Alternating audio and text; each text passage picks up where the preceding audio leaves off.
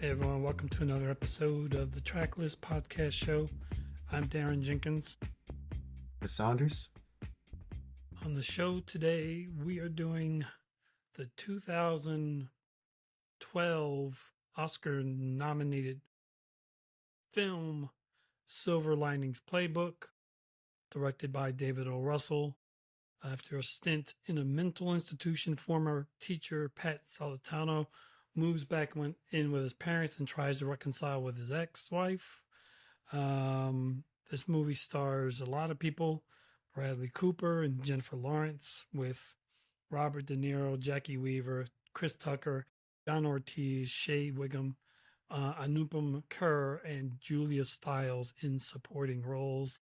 This movie had a budget of $21 million and ended up with a box office take of 236.4. Not bad. Over 10 times. Yeah. Yeah, not bad at all. I mean, I think with Bradley Cooper and Robert De Niro alone, you're gonna get that star power. Now, I don't know at what point this was for Jennifer Lawrence. Well, this was pretty definitely early after on. Hunger Games, so Was it? She still looks young here. Maybe. well, it wasn't that far after Hunger Games. What is this? This is 2012. Let's see. Oh, Days of Future Past. Well, that was after 2014. IMDb is loading. So there we go. Okay. Catching Fire was 2013. So yeah. It was the same year. Yeah. Well, couple months So difference, Hunger but Games yeah. and this is the same year. X-Men First Class was before this. Yeah. So what was she in that was like, I don't know. I never saw Winter's Bone, but I remember the title, the name of the. It was pretty good. It's all right. So this is kind of, well, I think someone was telling me this was the movie that popped off her career. Probably. She was nominated for Best Actress, so She won Best Actress, Oscars, and uh, Golden Globes. yeah. And they got, yeah, it was yeah. So I was reading this, among its 8 Academy Award nominations, this film became the first to earn nods in all 4 acting categories. So and the top 5. So big, Best Picture, Best Actor, Best Actress, Best Director, Best Writing, and I guess they got Best Supporting Actor and Actress as well nominations. So that's crazy. So okay, I just finished watching this just now, first time. It was very good. I'm not going to go against the grain here. It was good, right? So Bradley was Bradley Cooper. He had like a string of good movies that kind of like changed his. Like think this would have been after Limitless, I believe. I think that was 2009. I could be wrong, but Let's see. Well, I haven't seen American Hustle. It's 2013, so it's after Hangover. This before 2011. Limitless is 2011. Hangover 2 or 2009, 2011. 18. I don't know if we consider that a good movie. No. I don't know. So he's had supporting roles. I guess Yes Man, which is Jim Carrey. I guess he was a supporting role in that. Yeah. I Wedding don't. Crashers. Don't forget his role in Wedding Crashers. Oh, when is that from? Oh, there it is. 2005. Oh my God. So he's Yes, I remember him in Wedding Crashers. for like a decade he was rolling out some good stuff. This kind of just this just like his nomination, and this really set him as like a leading dude. Yeah. Before that, Limitless was leading. Yeah. Was a leading role. But yeah, I enjoyed it. Like, generally speaking, I watch movies to escape, and this is a very much based in reality, like Yeah. mental illness, Yeah. family, just divorce, all that stuff, right? Relationships. So, when you told me you didn't want to do something heavy, i.e., Sinners, I, this is not what I was expecting. Oh, this Like, this was is pretty heavy. I mean, it's heavy, but it's also funny and it's also sweet and it's also, it's a lot of things. It's so, Yeah. I mean, I read that Jennifer. This is a trivia and what the fuck for me. Before we even start the movie, is that Jennifer Lawrence auditioned via Skype. yeah, I saw that too via Skype. Must have been a good ass audition, dude. I mean, she kills it. She kills it in this film. She's Yeah. probably the best actor in this film, Yeah, which is she's which is quite good. crazy with Robert De Niro in here, by the way. So Yeah, yeah, yeah. And this movie was shot in and 33 days. 33 you days, know, man. I feel like we've done a lot of films that have stuff like that, like filmed in a month. So now I'm not even sure if that's impressive. I don't even know. Yeah, well, yeah. Well, when you got this many stars, so many celebrities in this movie that I feel like it makes that 33 days accomplishable because they've just been through it. Well, you also, if you have this many stars in it, they probably have other movies they're in line for, so they have to get it done quickly. Yeah, 33 they're days was like, probably a deadline. yeah, Um, because the because there were some budget's other actually not that actors. much for this. Like so Yeah, it's yeah. not like they were getting paid a ton of money. Which is crazy because the soundtrack is dope as well. So Yeah, I don't know how it's this low.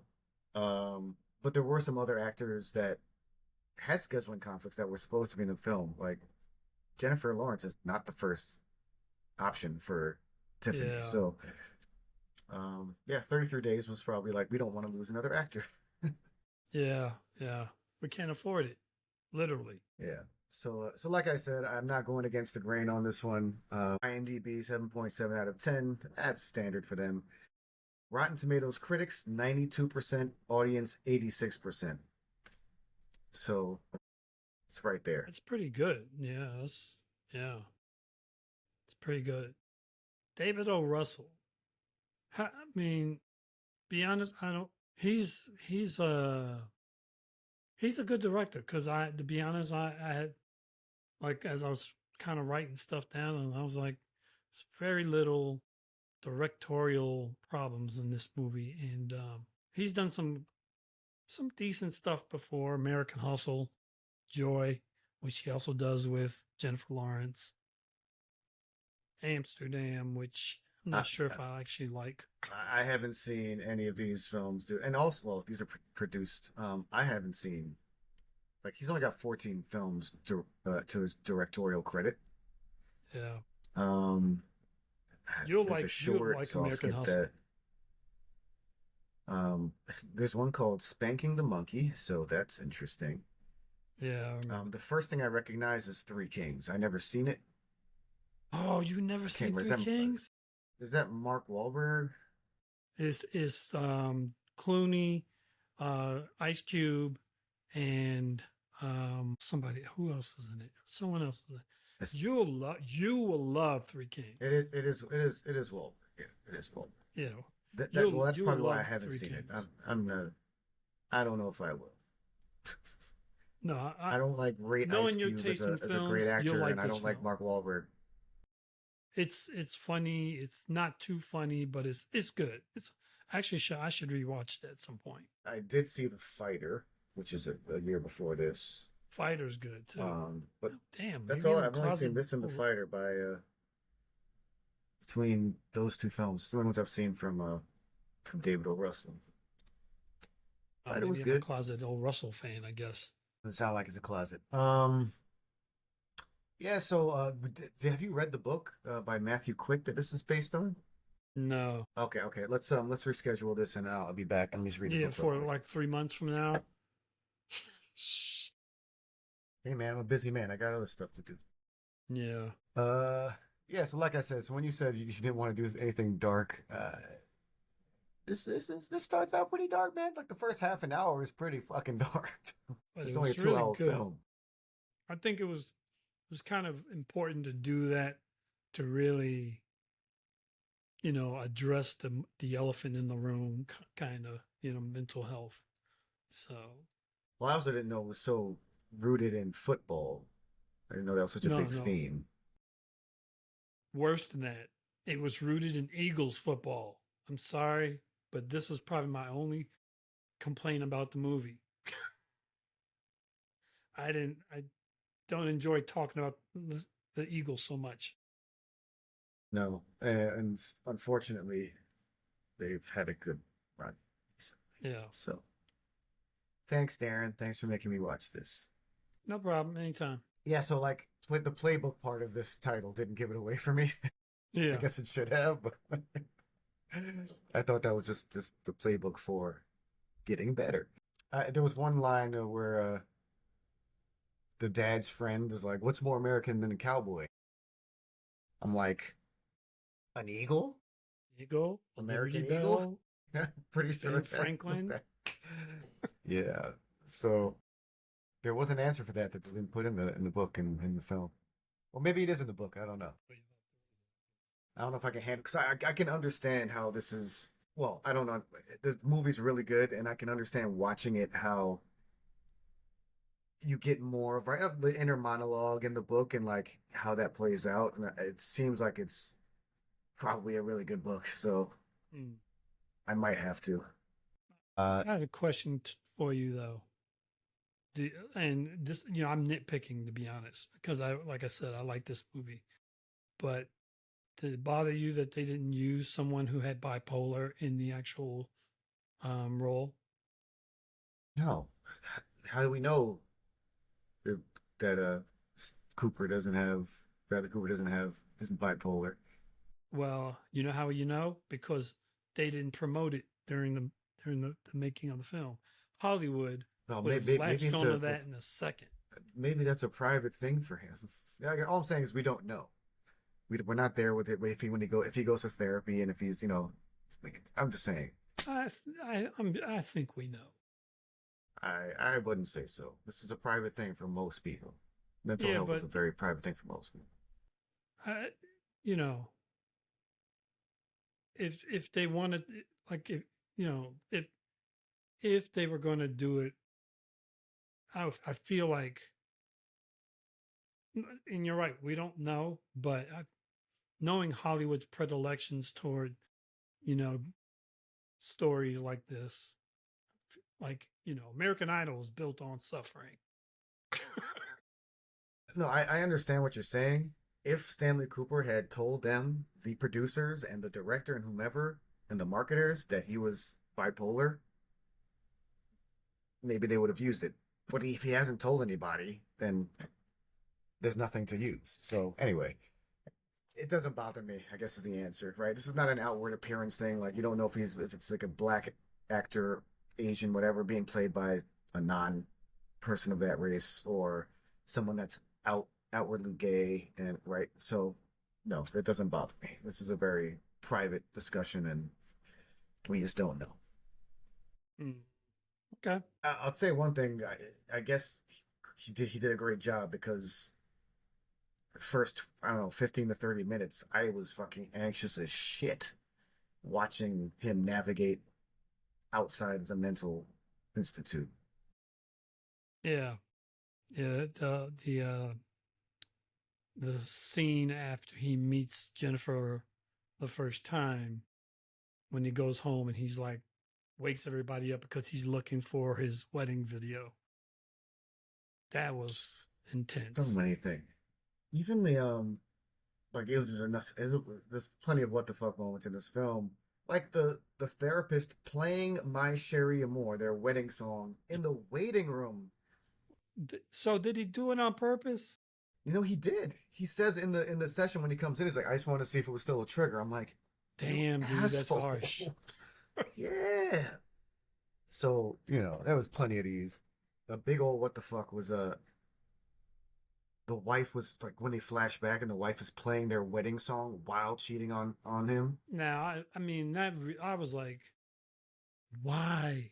Why would you do that?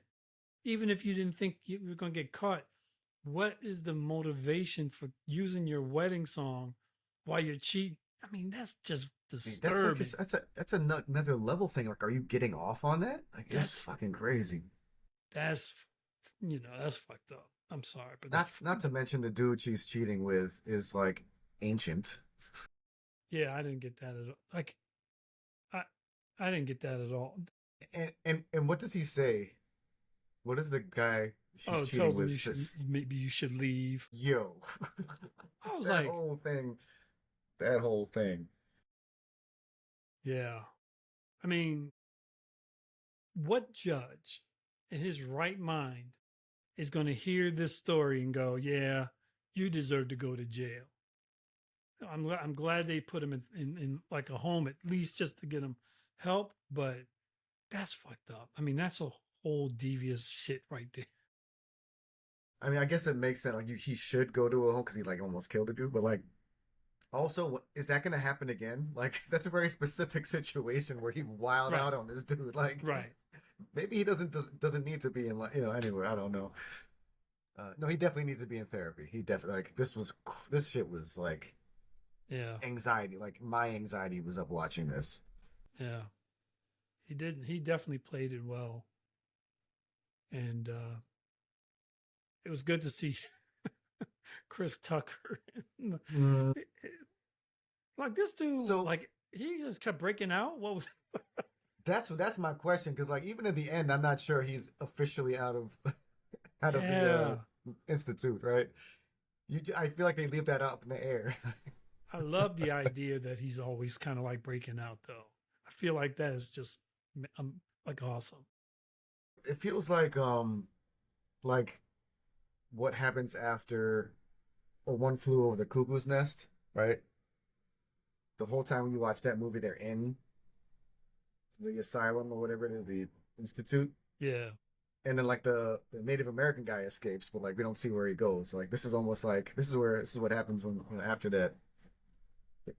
It also reminds me of a House. Do you remember mhm, the episodes? There's a bunch of episodes with Lin Manuel Miranda yeah, when House has to go to I don't know for a court ordered therapy. It was and Lin Manuel was dope in those episodes. He plays like schizophrenic, right? Something like that. mm. Yeah. This that that added a nice touch of like comedy and to it without being ridiculous. You know what I mean? It was Yeah, this is like the most toned down I've ever seen Chris Tucker. yeah, right. He should do more stuff like that. Like, well, I know he's in what's that movie about Jordan's up up in the Air, air or air or just air. air? Yeah, Well, that's if we see him, because this is the first film other than Rush Hour that he was in. Yeah, since Rush Hour, 1998. There was I don't know if this is before Air, so right, so that yeah, Air came out just a few years ago. yeah, like Uh, 23, I think. so I think this is the first film he was out, and I don't know if he did much after this either. Still Yeah, living he off should that do Rush Hour more. money. He was good, man. He's good. He's I know he's doing stand up right now. He's touring, doing stand ups. Good for him. It was good to see him on the screen, and so Straight up, Rush Hour 3, 2007, 2012, Silver Linings. I don't know what Billy Lynn's long halftime walk is, and he was in the Jacksons' Love One Another music video. Yeah, so he's done 3 movies since Rush Hour 3. damn, dude. I mean, I'm a big fan of at least the first 2 Rush Hours, so. Rush Hour 4? Anyone? Anyone? No. I have to jump into the soundtrack. Like I know we usually kind of move into it a little bit later, but I really Yeah, love the use of the music in this. yeah, me too. It's kind of all on the nose, kind of. Um, Yeah, it's just good. It just fits into the scenes. It's like, I Sherry Moore is just that's very on the nose. That's the wedding song that she cheats on him yeah, with. But Alabama Shakes always all right. yeah, Uh, I like the. I'll talk about more about this later, but I like the usage in the earlier scene. It's like he's essentially like in denial that he's still sick. yeah. And in this earlier scene, I think he's running or something. They're playing Yeah. "Always All Right," right? So it's almost like contradictory, like he's lying to himself. Yep. And this is song, yeah, I'm fine. I'm always all right. So I liked how it was used there. And they'll bring it back later as well, but it was pretty dope. Yeah.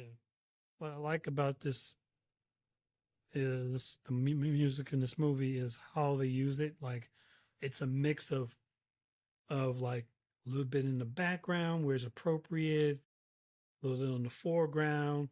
The songs that they chose to put in the foreground, they played enough, but not too much. Like our complaint usually is they play, they either you can't hear it or they don't play it long enough. They play certain songs long enough for you to kind of enjoy, but not too long to go, oh, that was, that's ridiculous. It's too long. So, So I'll tell you one thing. You can hear the songs. They are effective. yep. But they still like say I think it was My Sherry Moore, Alabama. I can't remember what was earlier. Oh no, it was just the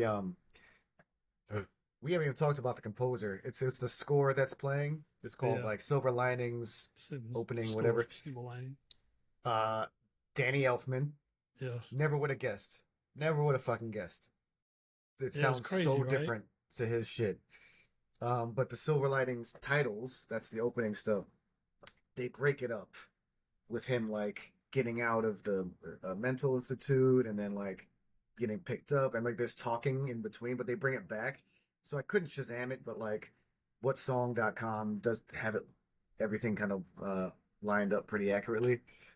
So that's one thing I'll say. Like they did that a few times where they're just there's like they stop the song and there's talking and or or they put it back in the mix. So Yeah.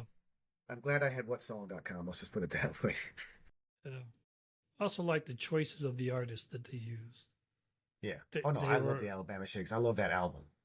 it's a good album. And there's one of the podcasts that we just did from becoming Led Zeppelin. There's a Led Zeppelin tune in there. Les Yeah. Paul and Mary Ford. I mean, come on. Les Paul, man. Yeah. That's a throwback. I don't think we've ever done a movie with him performing. I'm Nope. sure the artists that perform the songs are using his guitars, but not him performing. Yeah, that's a rarity. Johnny Cash, Bob Dylan, just a nice.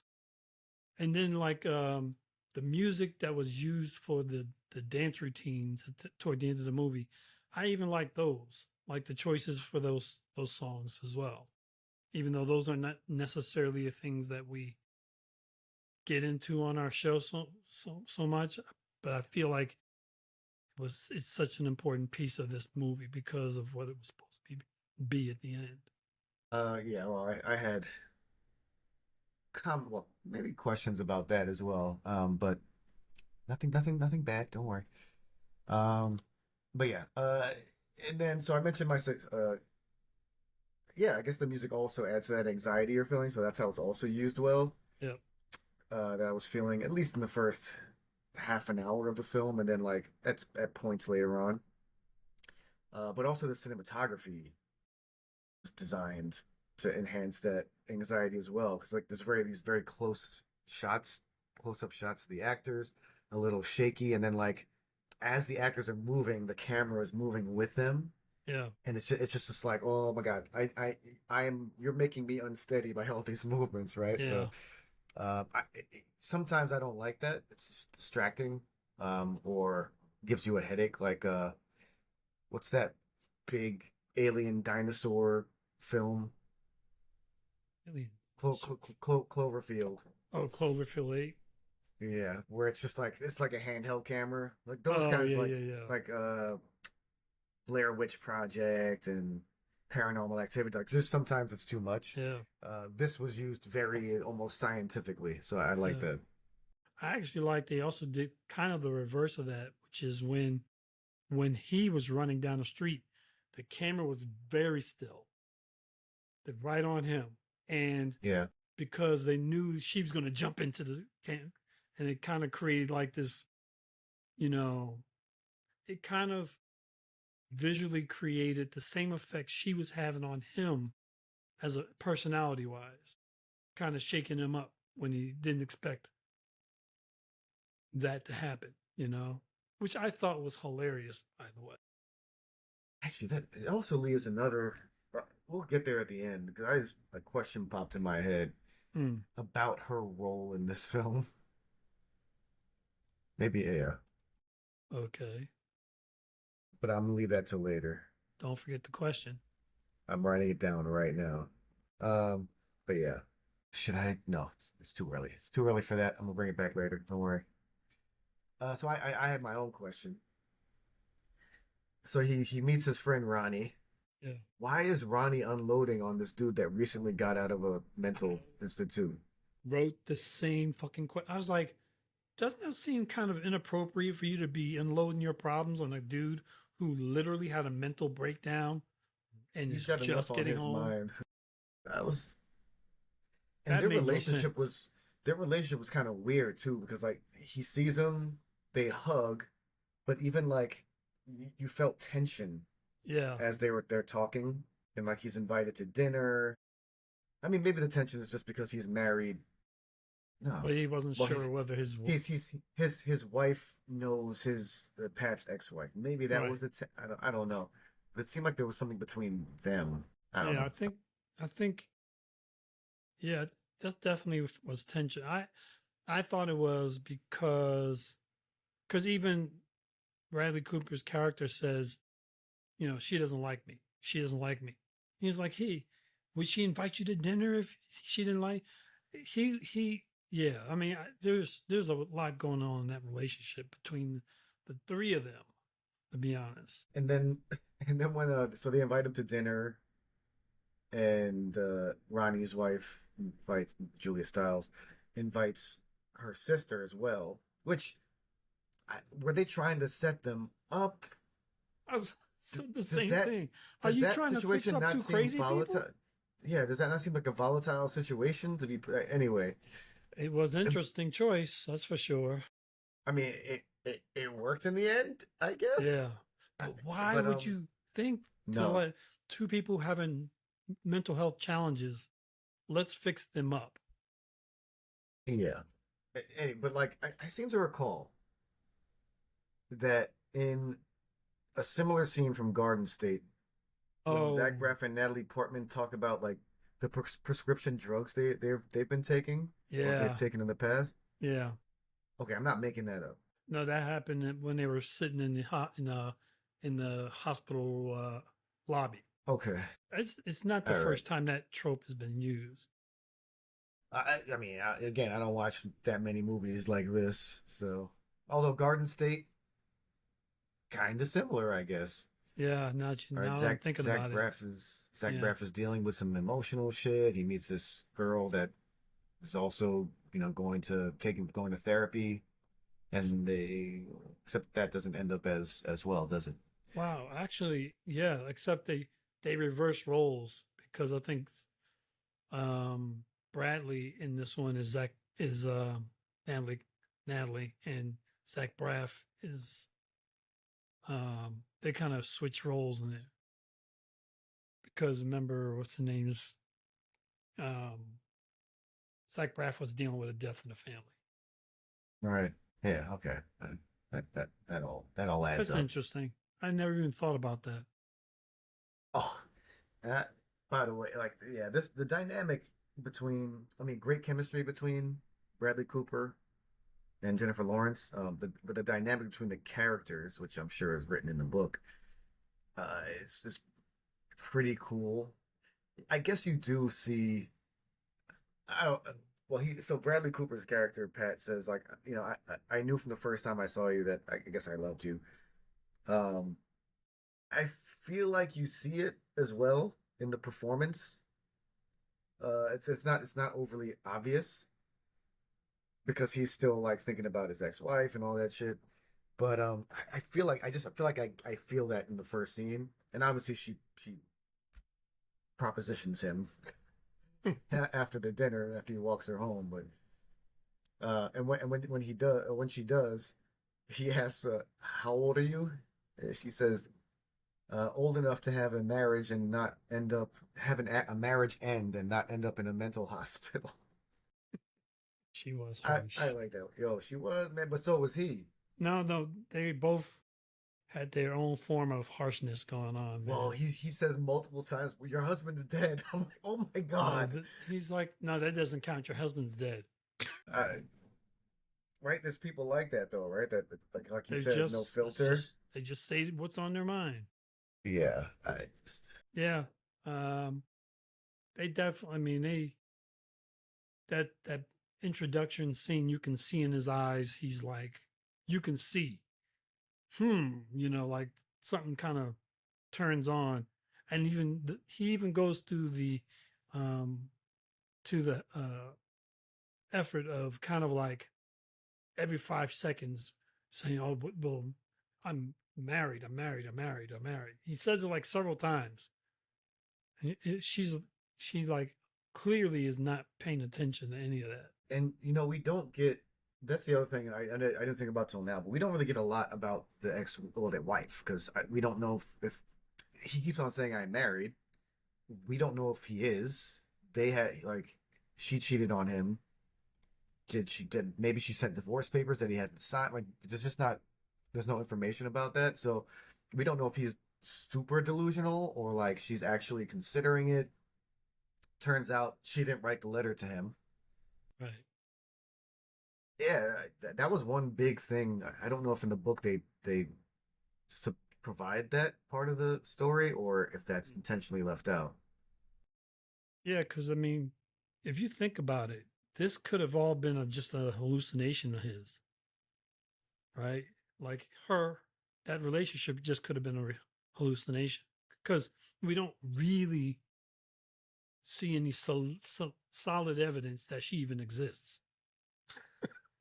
That Yeah, Tiffany yeah, exists.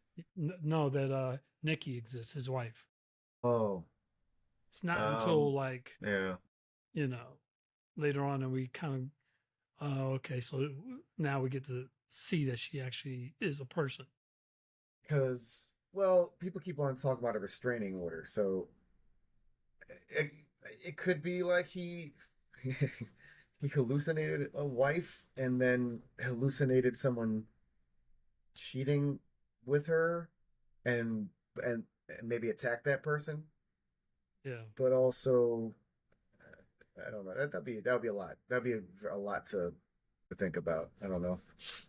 Well, other thing they don't explain too, like okay, let's assume she exists and all that good stuff. Why? Like I don't know how long he's been in therapy in the institution, but why is she waiting for a divorce? She cheated on him. Clearly, she she she put him on blast. She played his their wedding song while she was. I mean, all the evidence spells to me that she didn't want to be with him. Why not just make it official while he's in the hospital? Well, I'm sure there's very deep psychological discussions to be had about Yeah, why people do that stuff and then still say they're still in love with their partners, but you hear about those stories all the time. So yeah. I, I'm no therapist, so I'm not even gonna try and start to have No, that discussion. I took psychology 101 in college. That's as close as I got, I think we've and all I taken got a Psych 1. I think I got a D plus in that. So anyway, I think it's really interesting, right? We obviously know that Pat and Tiffany have their issues, things they're working through. We don't. No one openly says that Robert De Niro's character, Pat's dad, has any issues, but it's clear the way he mentioned something later, like I paid too much attention to your brother and not enough to you. But it's clear the way he raised his son has had Yeah, his effect. Is partially why he is the way he is. Oh, I just said I'm not a therapist. yeah. I was gonna say what? Anyway, but they do a good job of showing that in the story, and his dad is fucked up too. Yeah, his dad has got some problems too. Like he's got. I feel like he's got multiple problems. Well, it's just like openly saying like I believe in you, but then his actions are very opposite. And then when things don't go the way he wants them to, he lashes out, right? He's like, he calls him a loser. There's one part he's like, "You've done enough already," right? When they get in the fight at the football game. So like, he's just so quick. And Pat says early on, like, my dad's the one that like blows up or lashes out. That's Yeah. not me. So you see, he's trying to distance himself from that. Can I ask, what kind of therapist is this too? Besides the fact that he played that song in the lobby, this dude is hanging out with them at the game, I had those. Like, he hangs out with him at the game. and then He afterwards goes they get back into a to fight together, right? well, those racist dudes attack the Indian crew, and then he jumps in. But then after the game, he goes back to his house, to Pat's Yeah, house, yeah, and then there was something else. Does he go to the dance competition too? yes, he's there to get yeah, I mean, listen, some of the things he said in this, I was like, yo, I'd like to hang out with this dude. yeah. He was actually kind of dope, right? But he's not my therapist, so that's fine. Maybe he's like the therapist from what's that show with I keep on forgetting Sarah Marshall. Who's the main dude in that? Oh, forget that dude's Tall name. guy. Jason Segel. Oh, Jason Segel. He's in a show. Oh, Jesus. Uh what's the word for a therapist? Like another word that people like, slang word. Shrink. Shrinking. Yeah. He's in a show called Shrinking where he plays a therapist, but that's his whole spiel is that he almost becomes friends with his patients, and like that's his style of therapy. So maybe this guy follows that practice. Okay, yeah. Well, like you said, we're not therapists, so who are we to know? But if you need some help or need someone to talk to, you can call Darren at 917. You can call all you want. I'm Shut just up, man! gonna charge you. I'm trying to get you some clients. Yeah, I'll no, pay they you. can It's call fine. me, charge me. I'll charge them and then hang up. That's not how that works. That's my kind of therapy. Never mind, never mind. So but Pat in this, man, that was what I was talking about, the anxiety. He has no boundaries in this movie. Like, right, just like storming into his parents' room in the middle of the night. Wow, I was like, what the, and not, and to make it worse, it was like the same night he had just got home. Like, Yeah. so they didn't even have like a break before he starts getting into it. But it's just because he didn't like a book he was reading that his wife teaches to her It's like, classes. what the fuck? He And tosses then the he books comes through in, the window. breaks the window, and then like he doesn't like then he can't find his wedding video. He storms in, then he runs to the school and apparently his old house where he used to live with his wife, Yeah. ignoring the restraining order. So like he's just, but he's fine. He's totally fine. He's lucky he didn't, like, this movie could have ended in like 30 minutes because, the cops they could have put him back in easily. Yeah, like how many strikes is it for a restraining order, dude? Like, Yeah, I don't know. Not enough, obviously. yeah, but it's only 34 minutes in where I'm like, yo, this is dark. This is not. This is the opposite of dark. This when he like can't find the wedding video, gets in a scuffle with his dad, elbows his mom in the face. He elbows her in the face first, but like, and Yeah. then gets in a scuffle with his dad. That had me on the edge of my seat. Wakes up the entire neighborhood. Huh? Cops come. Cops come.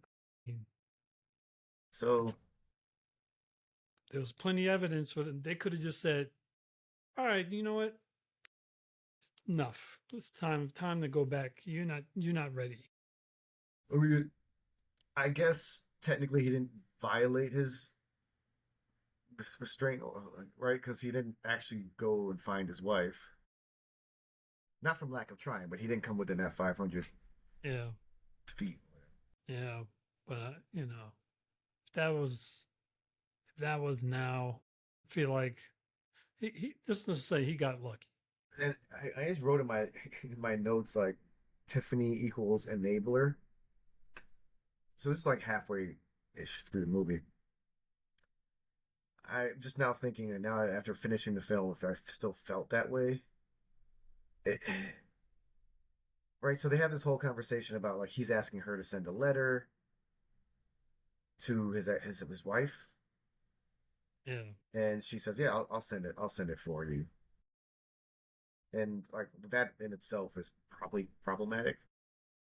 But then she kind of flips on that because says like, "Well, I can't do it anymore because I always do stuff for other people and never get anything in return, never ask for anything in return." Does she decide to actually do oh, deliver the letter as a tool? I mean, obviously as a tool to get him to like do the dance competition, but at that stage, is she already like into him and she just I think wants to so. hang out with him more, spend more time with him? I think so. I think both of them like each other. They're just so in denial about what's what's real in their lives that, you know, I mean, he obviously is still like so focused on trying to get back with his ex, and then she's she's kind of, you know, it's almost like being in high school, like where you like you, they like this, you know, you like this person, but you kind of want to be cool, so you kind of deny that you like this person, you know. Oh, she's all right, you know. Like, come on, grow up.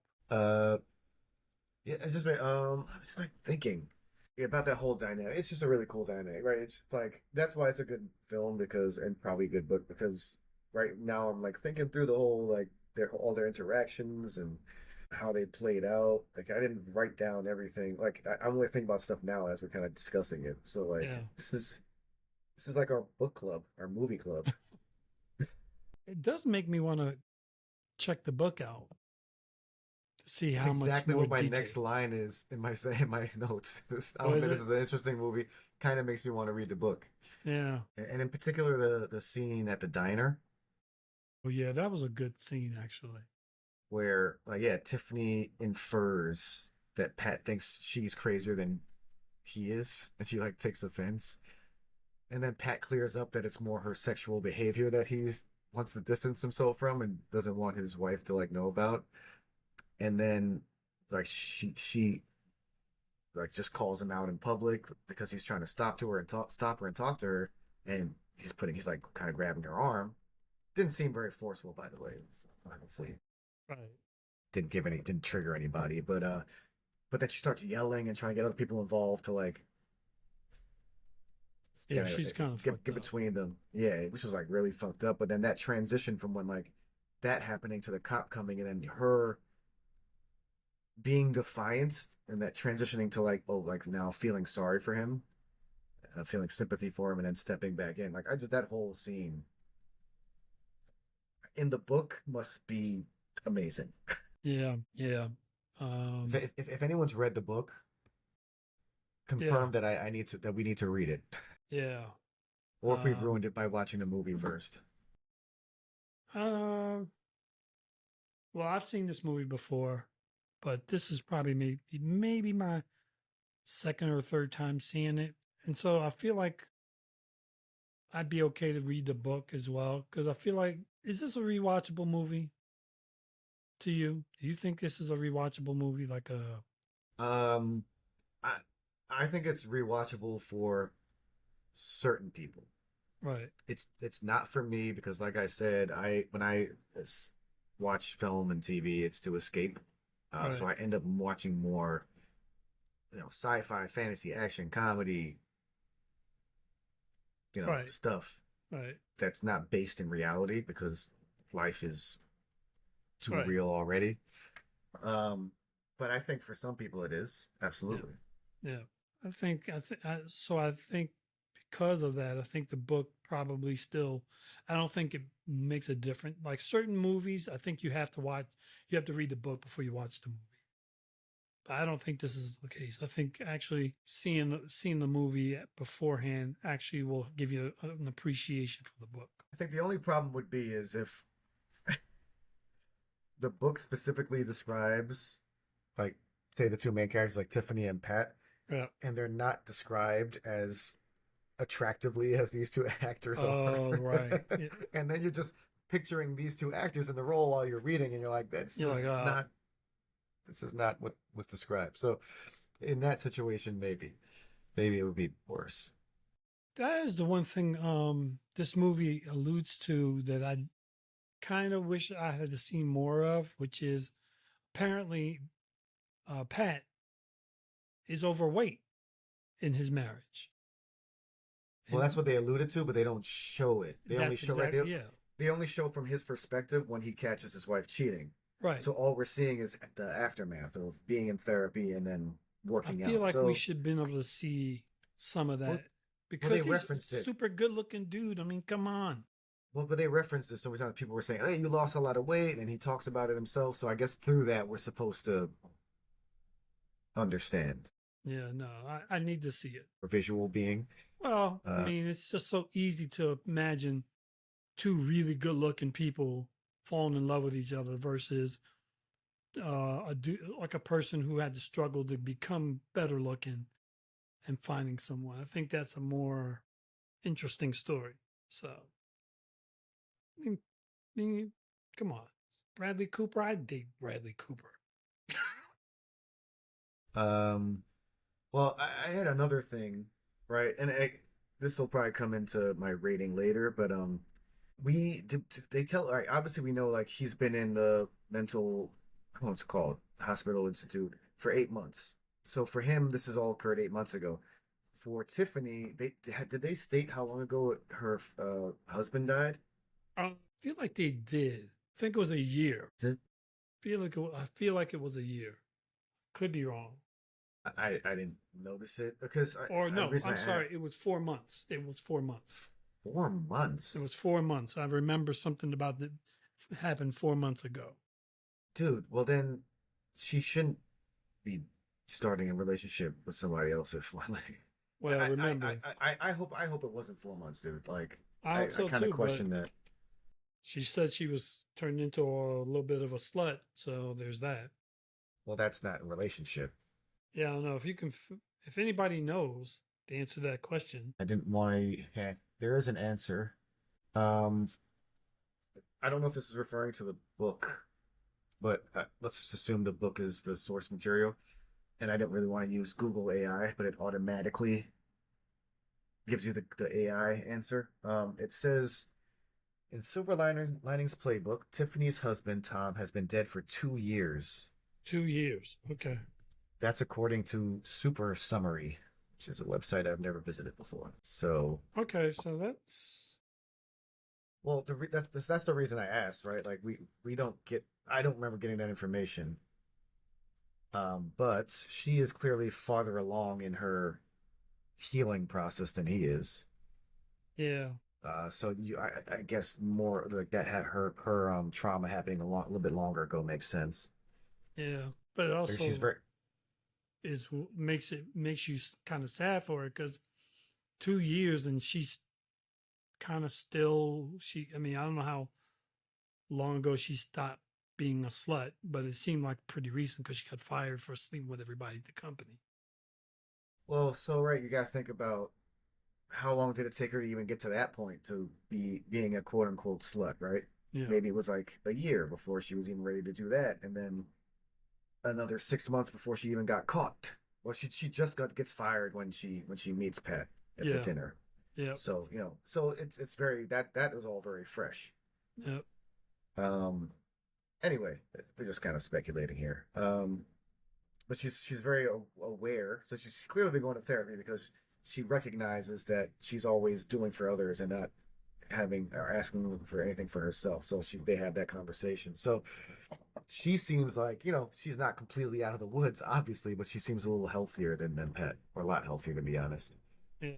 The combination of the two of them, I think there are complementary elements. I think that's why they work so well together. Well, you would almost argue like because they're both right very like in the I guess the letter he writes to his friend Danny from the mental hospital is she's got a mouth on her, but like he's got no filter. They both kind of lost their husbands or spouses.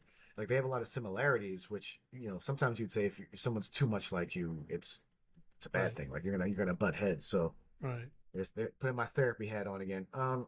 So I don't know. All we see is like kind of early on when they get together. Like maybe there's a sequel to this, and like they get divorced down the line. I don't know. You know, if someone announced that there was going to be a sequel into this, I would not, I wouldn't be surprised. Like I could see a sequel happening. I don't want it to happen. Please don't make it happen, please. But if they did it, you know, Yeah, there's too many. There's too many reused. Too much reused content these days. So let's not do that. This won a yeah, lot of awards. It was successful. yeah, let it Leave it go. be. Uh, Speaking of great movies, it's time for the pop quiz, Darren. There's no crop quiz. It's the holidays. You better have clocked this. When they are training for the dancing competition, Kung Fu. No. there is a film that Tiffany is showing Pat on her phone. You mean the one with What? Fred Astaire and No. You've already got the question wrong.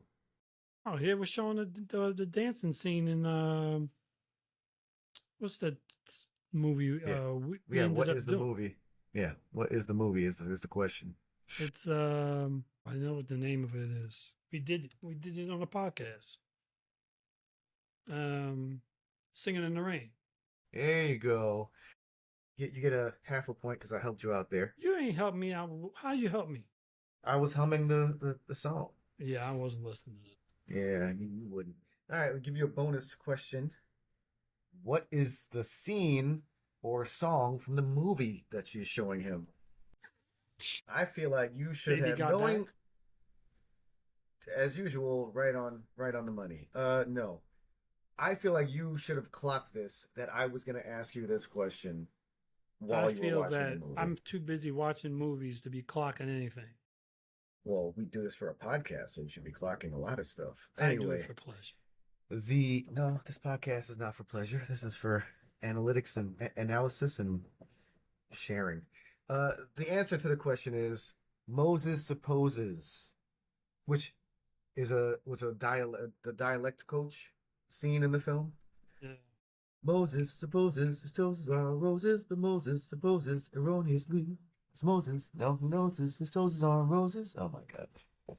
Wow, why do we watch movies, Darren? If you're not going to remember, Feel like I need can can Riverside induce a frozen screen for a second? is it voice powered? Is I wish Is it were. Riverside Just voice powered? freeze. Okay, so I had so when I'm gonna move away from the failed pop quiz.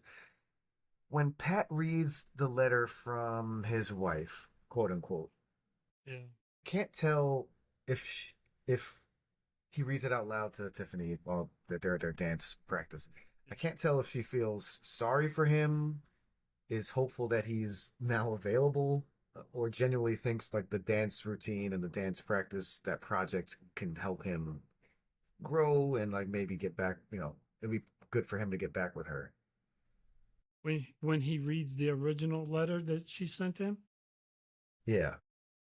I think well we know she wrote it, so I think she's like, please don't catch me. I don't, well, it's that too. Maybe it's that too, but like, right, I feel like it's probably all of the above. Yeah, maybe. I think it's just Jennifer Lawrence is like, it just speaks a lot to her talent. It's just was like so hard to read what was going on in her face, and I feel like multiple things happened at one time. So, brava, brava. Yeah, she's I feel like people thought about her when she was doing this. Like, cause I mean, think about it. The stuff that she was doing before, except for maybe Mother, which was earlier in her career, she hadn't gotten real chances to kind of show her emotional range. And I think she really stepped up on this. I think she got a chance to show her emotional rage in X-Men First Class. Yeah, Disagree? I'm gonna pass on that. Well, this is She, gonna bring us to what? huh? Were you about to say something? No. So okay, this is gonna bring us to our newly created segment. Nope. When they go to the football game, the Eagles game, and his brother goes, "Oh, not again! The Asian invasion." Yeah. talking about the Indian group of guys that come in the bus for the game. Uh, are non-Asians allowed to use that term? Uh, nope. Exactly. Oh, it's not as bad as what the fucking racist dudes were saying though, as they walk by them. Like, yeah, right? We say this is our country. Like, come on, man. Yeah, That was why at like yeah an hour 24 in I decided I don't like this movie. That and they're at an Eagles game. yeah. It was. I mean, yeah. You know what though? I mean, the way his father was so obsessed with, them. Actually, I'm okay with them using the Eagles for that because Giants fans aren't. We're not obsessive like that. We want to win, but we're not crazy. Well, I mean, the thing is, like I knew from when his dad was asking him to go to the game, and he was telling Tiffany, and she was like, "No, you made a commitment." I knew it was something that was going to go down at the Yeah, game. I knew it. I was like, yeah, calendar clash. Fucking damn racists, and right, like that just got too real, right? Because so yesterday, I was at a, I was performing at a essentially anti-January 6th protest event, which everyone, if you live in the city and can get to Brooklyn, you should check it out. It's called the Wall of Shame. The address. I'll give the address at the end of the show. But it's just a big wall where the artist is essentially displaying everyone that was arrested, indicted, and subsequently pardoned for January 6th. And they're actually separated by red, white, and blue. Red being violent crimes, blue being like defacement of property, white being other crimes. So it's really interesting to Uh, see that. Anyway, so watching this just kind of brought that right back. These fucking assholes that don't like Indians in their country, even though the Indians were probably born here. Anyway, and you're on the so same side. yeah, You're supposed, you know what I all mean? You go to Eagles a fans game. You're supposed to be able to just, bond over the game itself. and hate the other team and the Right. other team's fans. Anyway, so yeah, I that just that was just that was that's just why I don't watch re- real movies. So thanks a lot, Darren. No problem. Ruining my Saturday. Yeah, no problem. Anytime. I will say, I was just like, oh, when Tiffany is dropping knowledge on on Oh Pat's yeah, when she dad. starts rolling down. Oh my God! Every time that the recently when the Eagles have won, is Pat's been with her, not at the game or watching the game with her dad. That New York's like state crest has Excelsior on it, which is the word he uses throughout the film. I was like, oh shit! And the dad is like, I like her. I like her. Okay. Yeah. Yep. It was a really cool way to diffuse the situation, but then it like fucking blew up again because the dad has problems. Yeah. Well, she also instigated that shit by saying double or nothing for the next Giants Eagles game. Like Yeah. Tiffany, come on, man. This movie could have ended up so much worse. I After do like, like that. One of my favorite pieces of this movie was it was like the drummer at the competition. He's he's like, why are they so happy at 4 or 5? yeah. It was just so funny because everybody they're like, yeah, yeah. Well, they also held off on the reaction. The average is 5.1 or 5 was 5.0, and there was just like a pause, and then they start Yeah, celebrating. That hesitation really added a lot to it. that was The great. realization, yeah. Yeah, so that whole thing where his dad bets everything he's earned on being a bookie essentially, uh, on the game that Pat and his brother go to, where they get in a fight and the Eagles lose, and then that's that whole thing where Tiffany is like double or nothing, Giants, Eagles, and they did a parlay where No, Pat and Tiffany it was had to win. Cowboys, Eagles, No, because his it was friend was a Cowboys oh fan. Cowboys fan. Oh yeah. Anyway,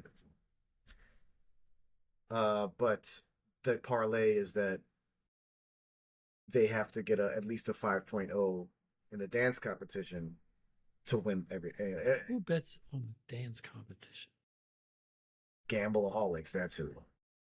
And by the way, isn't there a rule that gamblers are not? I'm like, if you're a bookie, you don't bet on your own car on your own book. I mean, I don't know. I don't know what he meant by right. They use the term like you're booking now or something like that, but maybe he just makes a lot of bets. Maybe that was just how he was trying to make money. I don't know. They didn't really explain it because all the envelopes could have just been bets he lost, right? I think it was because even his friend says at the end, he's like, just remember at the end, I get your book and you get nothing. And I'm pretty sure that was he I think he was just getting started though. So I don't think he was like, you know. Yeah, I'm not an expert on gambling, so I'll take your word for it. That was the other thing, though, right? So at one point in that scene, Tiffany's like Pat decides, if you're making this bet, I'm not going to do the dance competition, and Tiffany says, if I'm reading the signs, whatever, which is something from the letter. Yeah. And then Pat rereads the letter and sees that phrase in there. I don't know if I would have thought that Yeah. she wrote the letter. I might just think she was being an asshole by referencing it against him. Yeah. I wouldn't have been like Columbo or Matlock or whatever figured it out. Because she was there when he read it out loud. So like, Yeah. She could just be referring to that. Yeah. So there's a tiny little, but maybe it was more of an emotional like discovery. He's like, oh, we have this thing, and now I'm figuring it all out. We'll let it slide. It's a tiny. I don't know, not plot hole. But it also shows how far he'd come at that point because early in the movie, if he had found out earlier in the movie that she wrote that letter, he would have flipped the fuck out. Yeah, and also in the same scene, right? We're discovering a lot of things that he's come along with because he's also right. He's got this kind of relationship with his dad where it's like he's fighting against his dad because like when he first gets home and his dad doesn't know and his dad's like, are you supposed to be out? He's like, I'm fine. Like, right, he's like very definitely butting heads with him, but it's also like you see him at times trying to placate his father. And in this particular scene, he's like, I'm not gonna go along with this shit, right? I don't care if my dad wants me to do this shit. Like, it's a bad idea. So he's like logically thinking through things instead of reacting emotionally. So that scene's awesome as well. I think like the diner scene, and this scene are really kind of these peak moments where it's like definitive, to kind of defining his future. Yeah. We haven't even mentioned this though. Robert De Niro was actually really good in this movie, and again, like this is kind of like not a role he normally does. He's doing more of these kind of roles recently, which is kind of cool. Like one of my favorite movies of his is The Intern, which I haven't seen that yet. Oh, it's a good movie. I think Annis and you should watch it. You guys will enjoy it. But he's come a long way. He's really, and I come to appreciate how diverse Robert De Niro can be on screen. You're saying he came a long way? He was a terrible actor before? Is that what you're saying? No, but he was always doing tough guy roles, dude. That sounds like what you're saying. Just kidding. I'm just kidding. Yeah, but you know what's funny? Yeah. You know what movie I was thinking about while watching him in this role? Meet the Parents. Meet the Fuckers. Parents. Yeah, I don't know. It's just him being like, well, he's the father of the bride in that one, but he's the father in this one, and I was just like waiting for him to break out his like spy technology. No, yeah, he's really good in this. He really explores a lot of different emotions. And you know early on that like why he's asking Pat to like watch the games with him is to like spend time with his son. Yeah. And that he verbally says that later on to make up for like lost time. And like I said, he says he's focused too much on his other son and not enough time on Pat. So like, and then he like starts crying in that scene and like the anger and like the excitement. He really, yeah, he did a great job in this film. Yeah. The celebration, excitement, all that stuff. Yeah. Yeah. It's good seeing him do like, and the mom was actually good too. By the way, Yeah, she was really I would almost argue she was better than De Niro, but I don't yeah, want to upset Mr. De Niro. He she might was agree. really He might good. agree. Yeah, and it's not like she was that subservient wife, like the quiet wife. She was very vocal Yep. and letting like De Niro know when he was out of line and letting Pat know when he was like doing the wrong thing. So she was like, right, she's like that stable person in that relationship in that sphere. She's probably the one that's trying to keeping everything together. Yeah. She does Yeah. a good job of playing that role. She was kept everybody kind of tied together. So So so we started the podcast a little late because I am dog sitting today, and so I had to pause the film to go take the dog for a walk and whatever. And I paused it like right before the dance competition, so I was really invested in the dance scene because the anticipation had built. I'm like thinking about the movie as I'm walking the dog, and the dog's taking a sweet ass time. I'm like, I gotta finish this shit. Um, so I thought, yeah, I was like ready to go when I flipped it back on, and because of it, I have a new segment for you. yeah. I introduced two last show. This is gonna be something I'm doing every show is introduce new segments. This one's called Fuck. When Tiffany shows up at the dance competition, Oh and the wife is there. yeah. What's the wife's name? Veronica. When Nikki. Veronica's Nikki.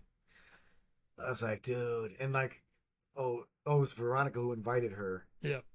Oh, come on, man. Like I almost agree with Tiffany that her sister is actively trying to sabotage her. Yeah. Like why in the world she why? Like it didn't make any sense. It didn't make any sense for the character, not the movie, but for the character to say, "Hey, let's put them back together again." What? Yeah, well, again, like, right, there might be things we missed from the book. Maybe there's more conversation between Yeah, Veronica and maybe. Nikki in the book. Like, I don't know. But that being said, in the film, yeah, it kind of came out of nowhere. But the way that Tiffany says to her, like, "You're killing me here," and the way that Ronnie replies, like, they say it's crazy, like you have to give him a chance. It seems like they know that she's into Pat, so they did this intentionally, knowing how she felt. But also, is the restraining order still on? Is this fucking legal for Yeah, that's her to be another there? thing. Yeah, so gotta read the book now. Gotta read the book. Yeah, it's decided. And you also mentioned so we're here now. You mentioned the songs played during the dance competition. Yeah. Do they usually allow multiple songs during one routine? I, I don't know. I've never been in a dance contest. Me I neither. think probably they do. I've Because they seen it in have, gymnastics. yeah, this is not that, but yeah, they use three for Pat and Tiffany's routine. So it's Yeah. like, is that? I mean, this the White Stripes song. I don't know. Were they really dancing at that point, or just They were like headbanging? kind of bouncing up and down. I would have deducted them points for that. That's why they only got a five. No, I thought that was because they didn't get the final move. Well, they didn't get the final move, but it was hilarious. Well, I think there was definitely what I liked is there's definitely a story being told in throughout that routine. Yeah. Um, because the first song is what was the first song? It was, Was it um, oh was it Don't You Worry About a Thing? It was a Stevie Wonder yeah, song, right? yeah, yeah, yeah. Right. So that carefree feeling. Yeah. And they do start off very like, right, because she thinks because Nikki's there that he's gonna, right, she's just having a emotional response to Nikki being there and like what's gonna happen. She goes and gets a couple drinks, so she's upset. She thinks he's like into it, and he's like just trying to look for her, right? He's like, I'm about this competition, I'm about this thing, right? So the first song is kind of contrary to that tension that they're having right at that point, but then they work through it. So Don't You Worry About a Thing feels pretty cool, and then the White Stripes song's kind of on the nose. It's Fell in Love with a Girl, and then they're now they're having a little more fun. Um, and then I don't know what the last song is. Maria, the one by Dave Brubeck. Right, that's more what jazz is that Maria from West Side Story? Is it completely different? Yes, same It's one. okay. Which we've already said I dislike that song greatly, but Maria's just like amazing, like this big, not amazing, but this like big love song from West Side Story. So like I feel like there's a story being told there throughout that routine. So it was really well put together. Yeah. And yeah, I mean, it was, I mean, this dance routine, I mean, let's be real. They didn't belong in that dance routine. I mean, you know, it was cute and all that.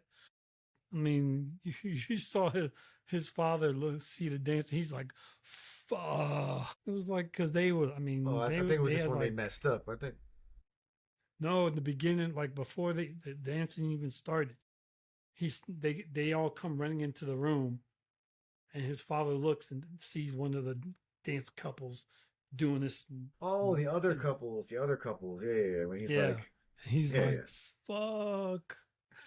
But that's the They didn't thing, right? belong in Like that. they said they were there to have fun and that they weren't trying to like they didn't expect to Right. win. So I don't know if that's usual with most competitions where you have like different levels of dancers or couples, but that's Well, they fine. were right. If that was the case. Well, it was for amateurs because the banner on the outside of the building says so. So, you know, it's not totally like crazy for them to have been in the So competition. so the professionals shouldn't have been there. Yeah, that's essentially it.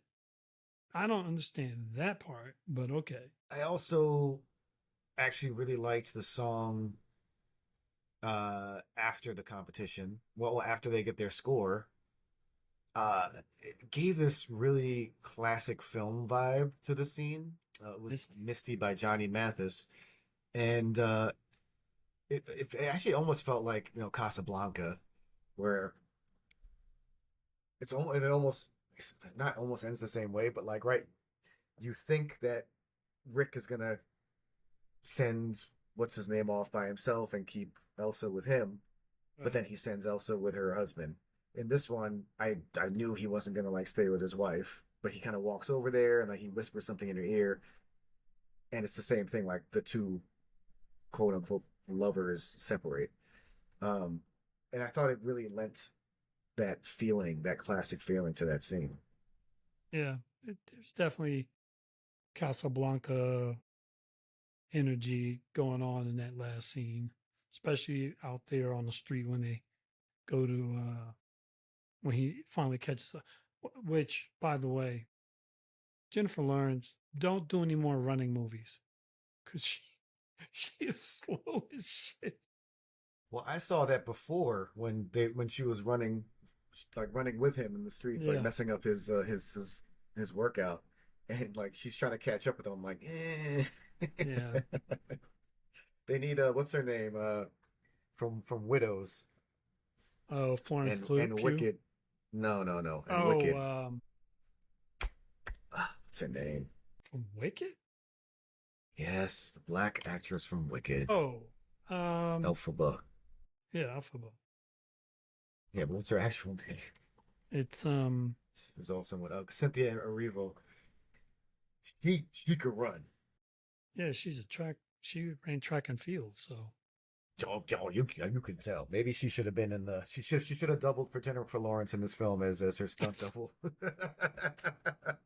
and don't like you know with a black wig on, you know, And whiteface. make it really obvious. Whiteface. We can we're allowed to do that after. Yeah, sure. And so this was I was gonna I mentioned earlier, but I was gonna ask now at the end of the film because there's a scene where Tiffany and then Pat's parents are discussing like, well, the only way he's gonna come to the dance competition if he thinks that Nikki's coming. And apparently the mom was telling her when he was going running, and like her mom was kind of in on it, and like there's this whole conspiracy. So hold up. Is Tiffany like a therapist?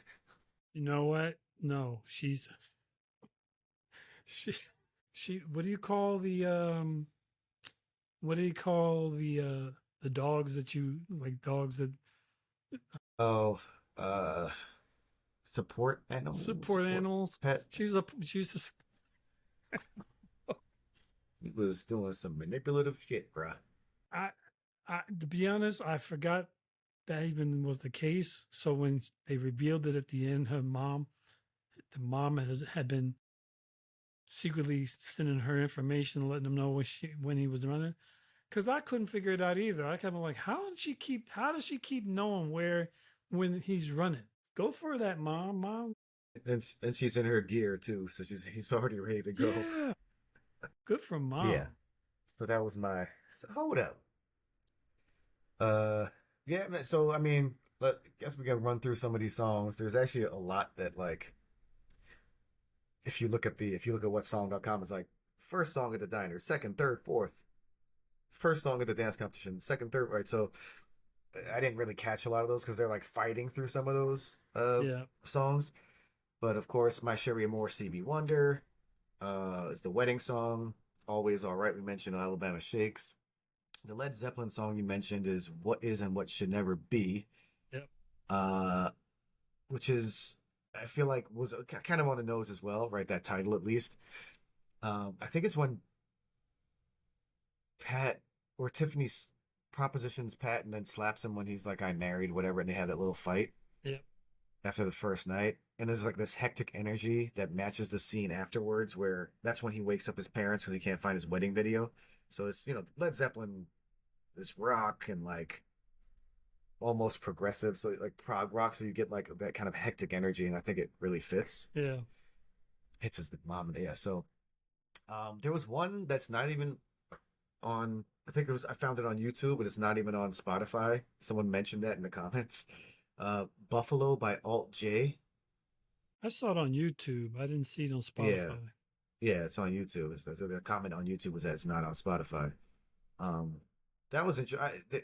It's when he's running away from Tiffany the first time. He's just doing his run, and she keeps on bothering him. Yeah, But weightlifting actually, accident.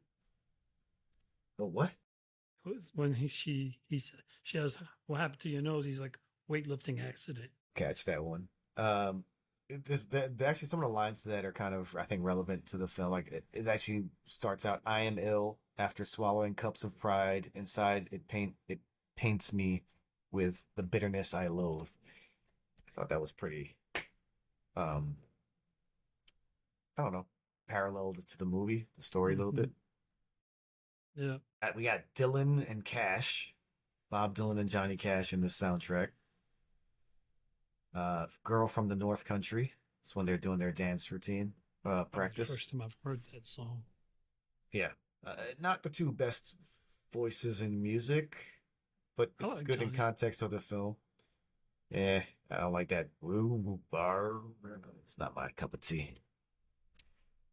I'm not even naming all of them, by the way. If there's something else in here you want to mention, Rare Earth, maybe. Hey, Big Brother. That one was during the tailgate sequence when he's talking to his therapist in the parking lot. And one other song, which as hot as it is outside right now, I felt really happy to hear this song. Have yourself a merry little Christmas by Frank Sinatra. That made I me didn't write feel it good. down. I don't know Did why. it? I like the who's that other singer that does it? A little bit deeper voice. I think, was he one of the Rat Pack? It's who are the Rat Pack guys? What, Dean Not Sammy Martin? Davis.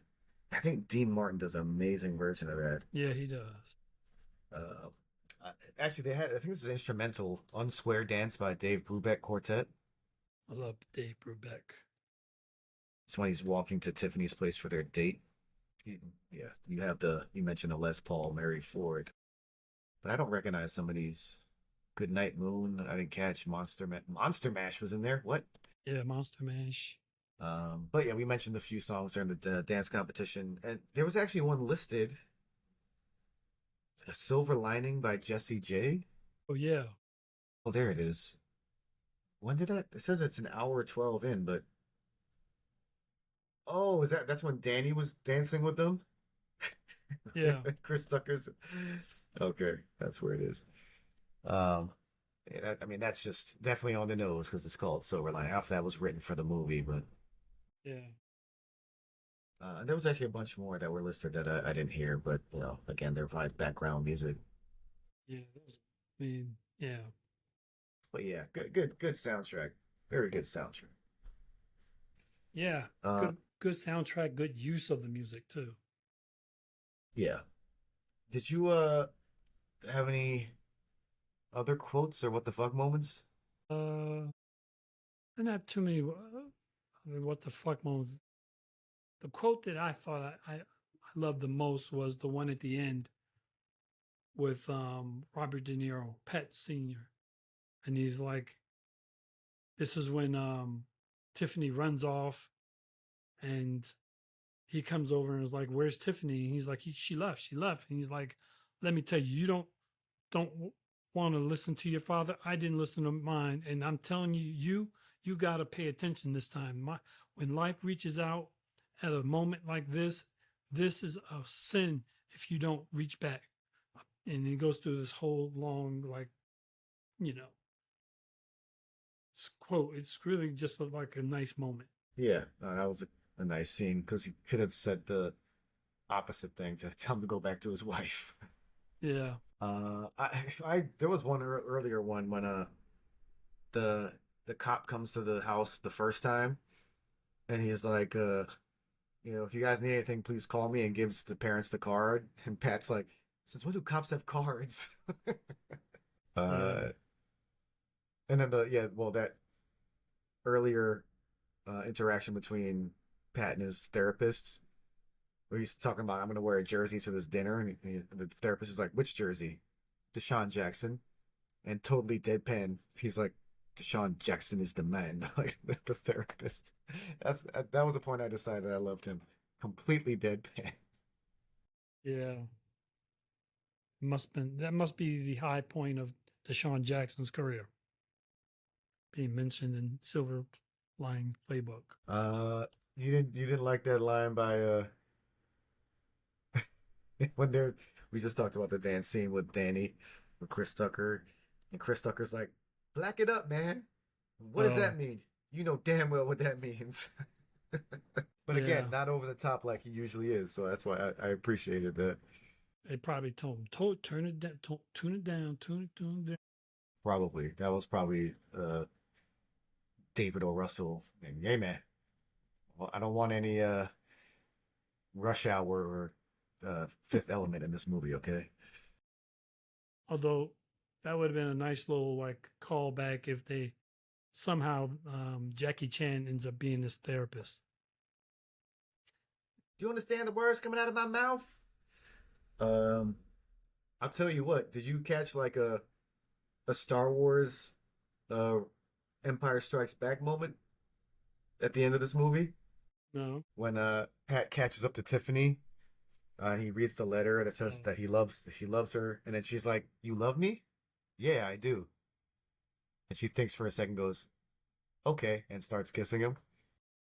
were you supposed to be Mrs. Han and Leia or something? Yeah, I love Okay. you. I know. I feel like she might have ad libbed that scene, just like Harrison Ford.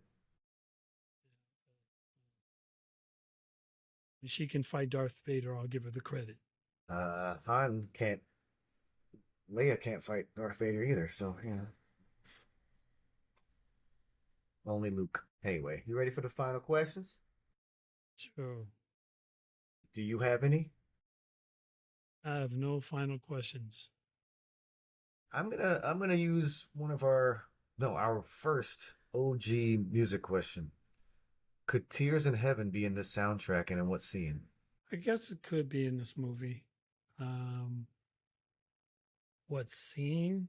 I don't know. Maybe one of the scenes where maybe one of the scenes where she's where he's running along the street and she sideswipes him. Then it's got to cut off as soon as she comes into the camera, Yeah. to the shot. Yeah, I think so. I think they used a lot of music that was very on the nose, right? Um, and this could possibly work. And I think, yeah, that scene you described probably makes sense. Yeah. So apparently, Mark Wahlberg was cast as the lead initially, but they before they went with Bradley Cooper. Better or worse? You mean if he's in the role? Is Yes. with him in the role? Worse. He has no emotional range. Yeah. It's kind of a not a real question. It's like, don't get me wrong. I mean, there are a few things he's done that are okay. This is not up his wheel. This is not in his wheelhouse. um, well, others considered for the role of Tiffany are Angelina Jolie, Rachel McAdams, Olivia Wilde, Elizabeth Banks, Blake Lively. I don't recognize that person. Kirsten Dunst. Blake Uh, Lively? all before, all after Anne Hathaway had to be replaced, who was cast initially. Blake Lively is Ryan Reynolds' wife. Yes, she's also an actress. Yeah, she's in that. What's that movie? She's being sued right now for $400 million. So does that mean no, she can't be in this film? No, she can't be in this film. She doesn't. She. Come on, have you seen her? She looks like she's a supermodel, kind of. She might as well be a supermodel. No, no. But Yeah, you're Rachel right. McAdams, maybe. You're right. Jennifer Lawrence is very unattractive. You're right. No, Jennifer Lawrence has like a girl next door kind of energy. Blake Lively has like a girl next door mansion kind of energy. Okay, so Trust you me, said she is not. No, so you she's a good said who'd you? actress. Oh, you said Rachel McAdams. Uh-huh. Rachel McAdams could do it. Angelina Jolie kind of already did it. What was that movie where she plays I a haven't seen it, but I know what you're talking about. psych Yeah. ward patient? I forget the name of the movie. She, I don't know if she has like the. She's I don't think probably she could almost do it now. she's probably almost typecast. I don't know. Yeah, At the stage of her career. I don't know. Rachel McAdams, Olivia Wilde, maybe. Olivia Wilde, maybe. Maybe. I feel like Kirsten Dunst had that girl next door thing going on when she was earlier on in her career. Kirsten Dunst. Yeah, I But guess. I never rated her acting that much anyway, except in Interview with the Vampire. God. But what about Anne Hathaway was initially cast and she had to pull out because of scheduling. So You know, probably she's in the movie with Robert De Niro, The Intern, so I like her in that. But personally speaking, besides that movie and the Batman movie she was in, and she plays Catwoman, I'm not a big fan of hers. That being said, eh, she maybe, maybe. I think she definitely could. I mean I liked her in Les Miserables. I thought she was amazing in that. But I think Jennifer Lawrence, it would still be worse because I think Jennifer Lawrence did such an amazing job. Um, it's just it's gonna be hard. It's gonna be too hard. Yeah, no, I think almost anybody you put in it, it's not gonna make it better. And the original, I think people that David O. Russell had in mind, while writing this were Zoe Deschanel and Vince Vaughn. Zoe, You I think could of see that? doing this definitely. Vince Vaughn, I was the opposite. I didn't feel Deschanel could do it. I thought Vince Vaughn has shown that he can do that dramatic acting and definitely has the comedic chops. So I thought he had the that balance that would fit for this role. And it's Yeah. not a better or worse question. It's just like if you could do it. I think No, I again, mean, yeah. uh, Bradley Cooper was also amazing in this, so it's hard to see anyone else in that role now. Yeah. Yeah. Yeah. All right, what's your favorite song, and is there a song you're thinking that encompasses the story? Um, favorite song, probably Don't You Worry About a Thing. Although with asterisk there, I'm gonna have a side of Have Yourself a Merry Little Christmas. The song, to be honest, the one song that I thought kind of is a theme for this to me. I don't know if I would pick it as a theme, which is that White Stripes song, Fell in Love with a Girl. So I'm gonna go I'm gonna go with My Sherry and More because that's the song that triggered him. Um, you know, I should probably go with Stevie, but I feel like I've gone with Stevie in a recent film, so I'm gonna go with Alabama Shake's Always All Right. As my favorite. I really like their earlier stuff, and the lead singer has kind of gone on her own solo career, which I don't know if I love. I've heard a couple things. It's very different, but and I would argue, right? There's a song called Silver Linings, I was gonna say that too, but it's too on the nose for me. which you could pick, but I think not just that. I think that song is more his delusion. It goes more along with his delusion that if he works hard and gets in shape, like he lost the weight and he's more positive that his wife's gonna take him back. So I think it focuses more on that part of the story. I think Always All Right.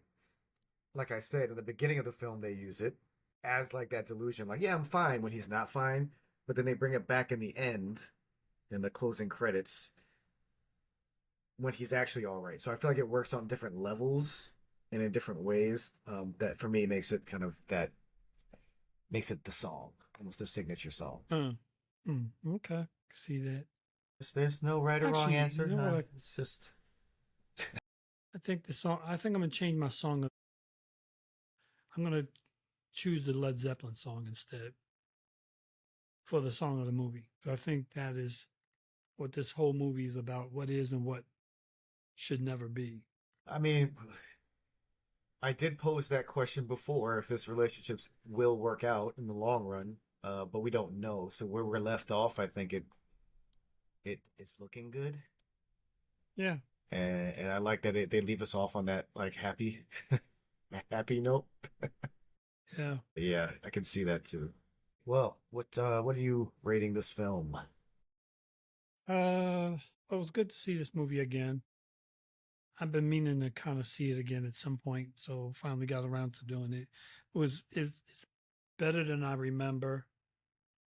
Um, Great performances around the board.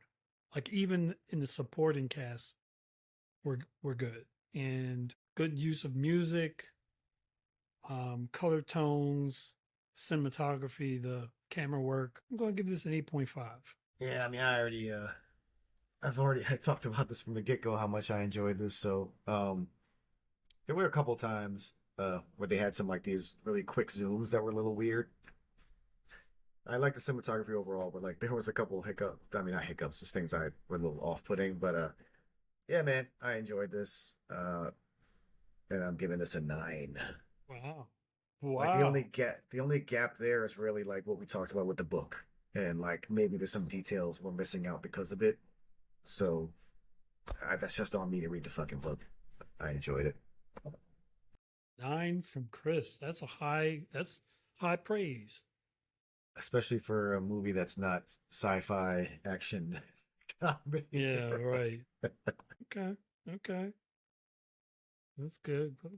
Glad you enjoyed it. Yes, sir. So what's coming up with you? A lot, a lot. Um, well, like I said just yesterday, I said I was going to give this address later if I can find it. But yesterday I was at the Wall of Shame. It's this art installation by Phil Bueller. And there was an event put together by Radio Free Brooklyn in Brooklyn, where I and our friend JT Curtis performed. So that installation is still, or should be up till the end of the month, I believe. Nice. I'm trying to still find the. I cannot find the address. I'm sorry. I'll post it somewhere. So just follow me at Chris Saunders _ music. I'll be It's adding some information. 12 Grattan Street, Brooklyn. There you go. Grattan. We were at a place called Pine Box Rock Shop, so it's right next to that. Anyway, so did that yesterday. That was a lot of fun to perform. I have a few kind of. Was it a good turnout? Yeah, it was good. I have a few protest songs that really fit the mood. So, but this will come out before my July show at Silvana, or come out after my July show at Silvana. But if you were there, thanks for coming out July 11th. Thank you for coming out. Silvana was a great time. I'm just gonna assume it was a great time. But maybe this will come out for my August 15th show at Shrine in Harlem. We'll be performing out there. I can't remember what time, 7 or 8. But again, follow me at Chris Saunders _ music, and you'll get all the deets. And just booked shows in England for July 25th at the Lightcliffe Hipperholm Bowling Club, in Sydney for October 1st at Gasoline Pony. So got some international shows coming up, so I'm excited about as well. Gasoline Pony sounds like a dope space. Okay. My uncle's been there. He says it's nice.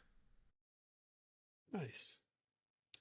See, you went from like having No a quiet shows. moment to like now super booked. Yeah, I have a private event I'm performing at this Tuesday as well. So That's good.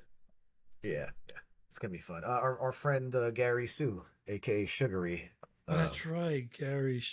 Yeah. Okay. Yeah. So who we hope to have on the show very soon as well. Yeah. Tell him to bring his ass on the show, man. I will remind him on Tuesday. Let's see. What am I doing? Creators Lounge continues. We have some stuff going on with that hopefully I'll be able to announce soon.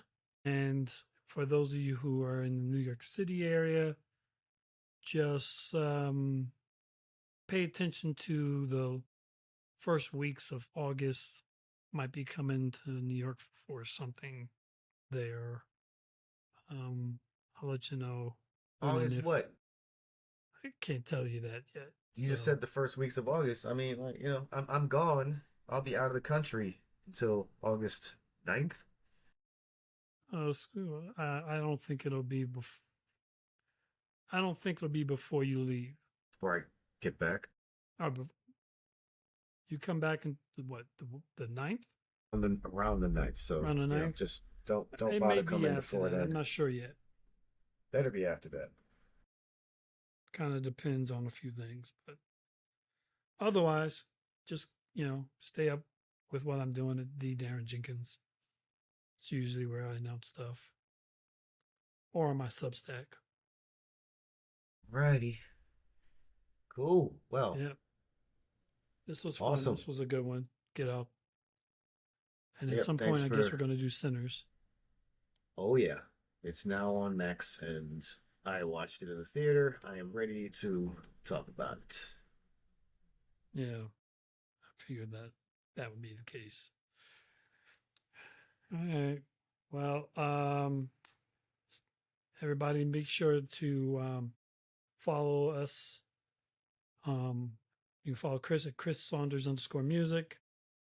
Follow me at the Darren Jenkins, both on Instagram, and of course, please like and subscribe to us on Instagram at Tracklist Show.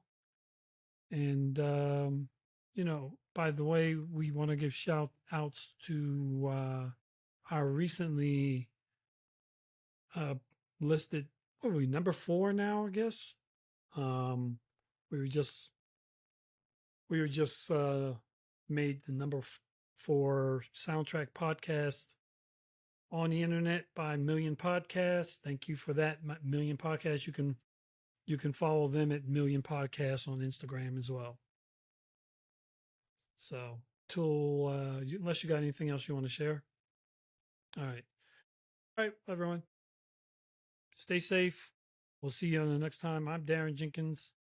I'm Chris Saunders. And this was the Tracklist. See you guys. Stay safe. Stay warm. Stay cold. Peace.